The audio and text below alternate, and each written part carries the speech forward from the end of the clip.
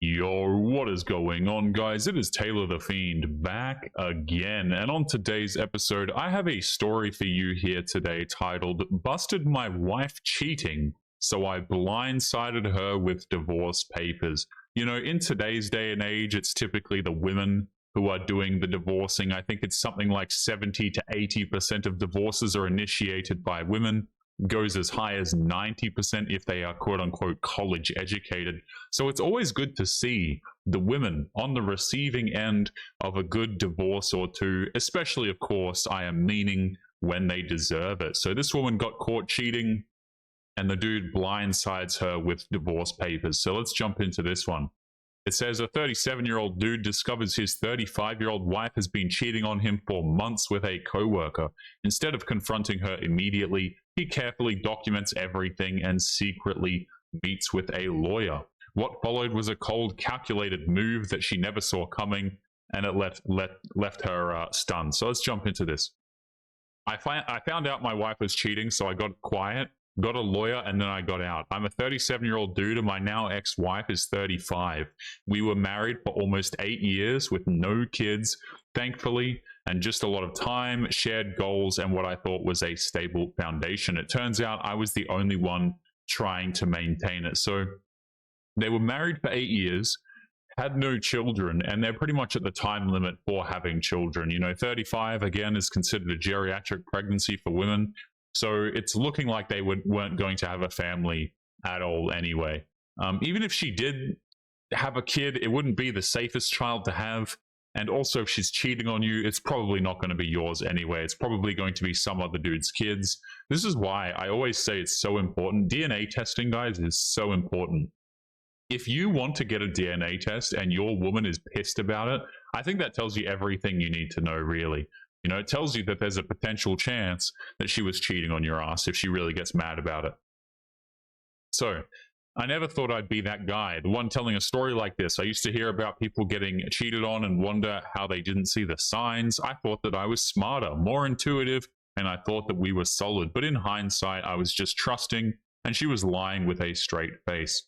About 3 months ago, I saw a random name pop up on her phone while it was sitting on the counter. The dude's name was Evan from work.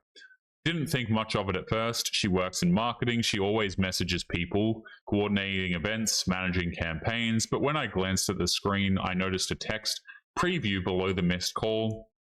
And it said last night was worth the risk, and it hit me like a gut punch. I didn't say anything right away. I just stared at the screen for a few seconds, took a screenshot with my phone, and acted normal when she walked in.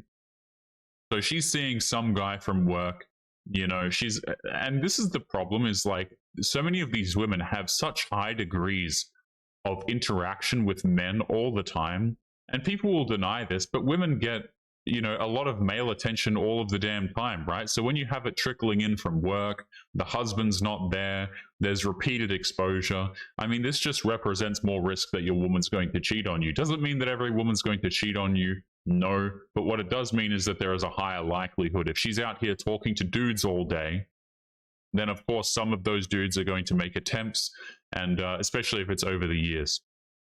Anyway, let's continue. He says, I didn't want to confront her in a screaming match. I didn't want to hear her spin it. I wanted the truth on paper, and I wanted a clean exit. So here's what I did over the next 3 weeks. He pulled their phone records, checked their GPS history. She had no idea it was still synced.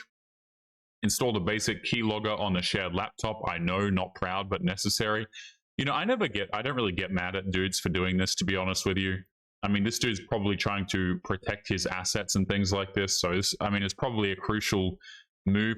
You know, the more I read these stories, guys, the more I do think actually it might just be necessary to prepare evidence and things like this. Because, again, a lot of the courts are not going to look favorably upon you simply because you're a man. But you might as well gather the evidence anyway, just in case it helps you. So he got photos clear as day. Her and Evan at a bar holding hands, kissing, going back to his place twice. He wasn't even surprised by then. She was acting like everything was normal. She was cooking dinner, laughing at shows, telling me she loved me. The gall of it was what got to me the most. She was playing house while sneaking around like I was too dumb to notice. What she didn't know was that I already had met with a lawyer, drafted divorce papers, and made a plan to separate finances and move out. I waited for the perfect moment. So on a Sunday morning, I told her I'd make brunch reservations for us, a little us time, and she looked thrilled. Before we left, I handed her an envelope and said, actually, I think we should talk first. She opened it, saw the papers, looked up at me like I'd just slapped her. She, of course, started crying. He didn't react, blah, blah, blah. And she asked if, so this guy serves her with the divorce papers. She starts crying and then asked if they could talk. I told her we had, she just didn't know it was happening in silence. I had already packed the essentials in my car the night before. I went to a friend's place, signed the final documents 2 weeks later, and cut off all unnecessary contact. She tried reaching out, emails, long texts, one letter mailed to my work. I ignored it all. I'd made peace with the loss and I wasn't going back for seconds. So this is a crazy situation, right? This guy seems to not notice anything that was originally off, right? It's not some, some womanist who doesn't like men, for example, who's displaying very, very clear signs. I mean, honestly, he's lucky he saw the message because this could have been going on for years upon years. So it's lucky he actually did come across this, but good to see that he immediately threw the cheating woman out. And I just love how like they always want to talk, oh, we need to have a conversation. We need to sit down and have a conversation about this. But I think men are really kind of done with the conversations at this point. Guys, I'm going to be leaving today's episode there. Don't forget to leave your thoughts and your comments. Make sure you guys take care of yourselves, and I'll be seeing you all in the next one. Peace.